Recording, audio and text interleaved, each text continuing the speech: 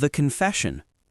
What if I told you that the moment you started measuring your productivity, you actually became less productive? Every morning, millions of people wake up with a plan. They open their productivity apps, color code their calendars, set timers for focus sessions. They believe they're optimizing their lives. They think structure equals success. But here's what nobody talks about. The tracking itself becomes the work. You spend 15 minutes organizing tasks instead of doing them. You screenshot your completed to-do list for Instagram. You feel productive because your system looks beautiful. But deep down, something feels hollow. This isn't laziness. This is the modern productivity trap. Welcome to a conversation about attention, where we strip away the performance and reveal what actually creates meaningful work. Quick disclaimer, this is education about psychology and personal effectiveness. What you do with your time is entirely your responsibility. Now, imagine two doors. Behind the first is visibility, every action tracked, every achievement shared, every moment documented for an audience. Behind the second is obscurity, work done in silence, progress measured only by internal standards, no external validation. Most people say they want the second door, but their behavior reveals the truth. They run straight into the first, phones in hand, ready to broadcast their journey. And that choice, that invisible choice, determines everything. Chapter 1. The Case of the Vanishing Writers. Let me tell you about a study conducted at Yale University in 2019 that should terrify anyone who creates anything.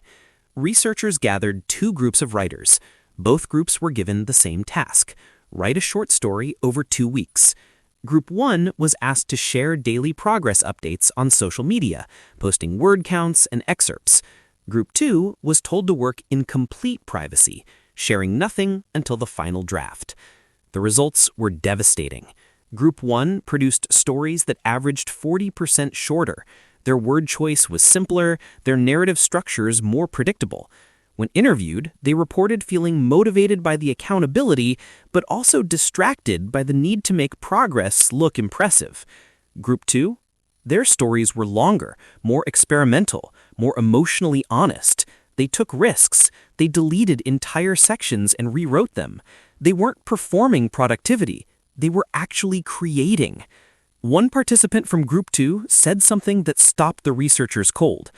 "I forgot I was being studied. I just disappeared into the work." Think about that. The act of being watched changed not just the quantity of output, but the quality of thought itself. This isn't new science. It's called the observer effect, borrowed from quantum physics. The moment you measure something, you change it. Your attention has become a performance. And performances, by definition, are not authentic. They're optimized for applause, not truth. But here's where it gets even more uncomfortable. We've been conditioned to believe that accountability drives results. Share your goals publicly, they say. Tell everyone what you're working on. Create pressure through visibility. Except the data says otherwise. Chapter 2. The dopamine hijack. Your brain wasn't designed for likes. It was designed for survival. When you post about your productivity, something neurochemical happens. Dopamine floods your system the moment someone reacts. That little notification, that small validation, it feels like success. Your brain registers it as accomplishment. But you haven't accomplished anything. You've just announced your intention. Dr. Philippa Lally at University College London spent years studying habit formation. Her research revealed something most self-help gurus won't tell you. Public declarations of goals actually reduce the likelihood of achieving them by up to 30%. Why? Because the announcement gives you the reward before you've done the work. Your brain can't tell the difference between talking about writing a book and actually writing the book. Both release dopamine. One requires discipline, the other requires a phone. This is why people who constantly post about their morning routines rarely maintain them. Why entrepreneurs who announce every new project finish almost none of them. The performance of productivity replaces the practice of it. I once watched someone spend 3 hours designing the perfect habit tracker, beautiful fonts, color gradients, inspirational quotes in the margins. They posted it online. It went viral. They used it for 4 days. The system wasn't built for them. It was built for the audience. And once the applause faded, so did the motivation. Now, think about your own life. How much time do you spend organizing your productivity versus actually producing something? How many hours have you lost to systems that look impressive but feel exhausting? The real uncomfortable truth is this: real work rarely looks impressive. It happens in messy notebooks, in silent rooms, in moments no camera will ever capture. Deep work doesn't photograph well. Growth doesn't trend on Twitter. Mastery doesn't fit in a carousel post. Chapter 3: The Invisible Masters. Harper Lee wrote To Kill a Mockingbird in obscurity. She didn't announce the project, she didn't share excerpts for feedback, she just wrote, day after day, in a small apartment with no audience. The book sold over 40 million copies and won a Pulitzer Prize. Then came the pressure. The world waited for her second novel. Publishers offered fortunes. Readers demanded more. The invisible space she had worked in was now flooded with expectation. She published nothing for 55 years. When Go Set a Watchman finally appeared in 2015, many scholars believe it wasn't meant for publication at all. The pressure of visibility had silenced one of America's greatest voices. This pattern repeats across history. The greatest work often emerges from the deepest privacy. Emily Dickinson wrote nearly 1,800 poems. Fewer than a dozen were published in her lifetime. She wasn't trying to build a platform, she was building a body of work. Stanley Kubrick disappeared for years between films, refusing interviews, avoiding the spotlight. He wasn't being difficult, he was protecting his attention. Maya Angelou rented hotel rooms and covered the walls with paper, writing in complete isolation. No phone, no distractions, no performance.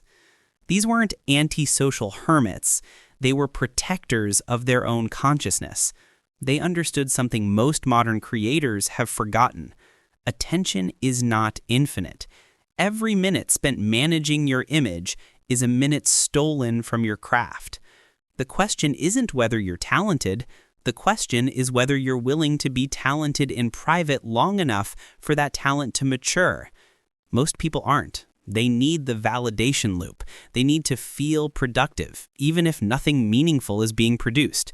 But mastery doesn't care about your feelings.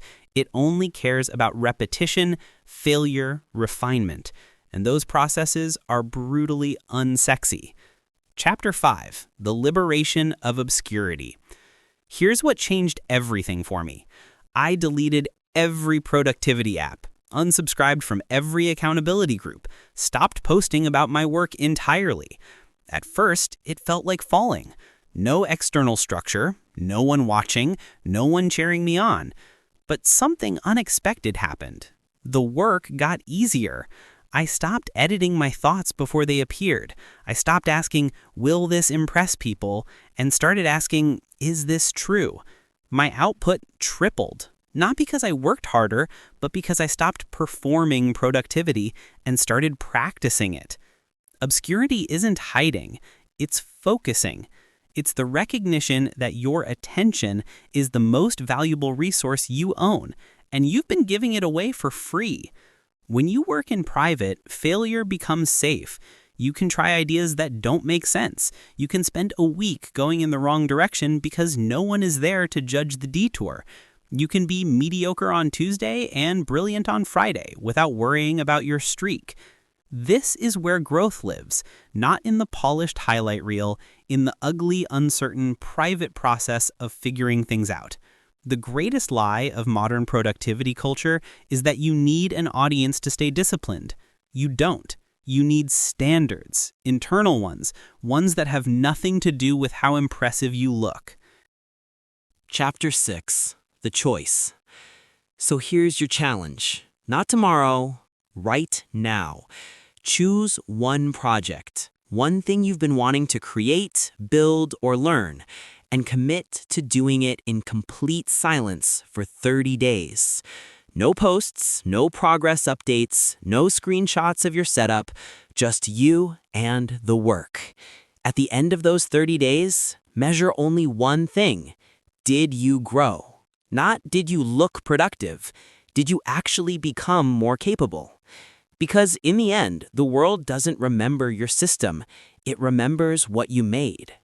Your productivity apps won't write your book. Your morning routine posts won't build your business. Your accountability group won't master the skill for you. Only you can do that. And you can only do it when you stop performing and start practicing. The most powerful work you'll ever do is the work no one sees, the daily repetition, the private failures, the invisible progress that compounds over months and years until one day you look up and realize you've become someone new, not because you announced it, because you did it.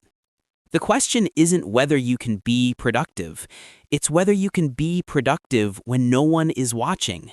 So close the apps, silence the notifications, step into the obscurity where real work happens. Your transformation begins the moment you stop documenting it and start living it.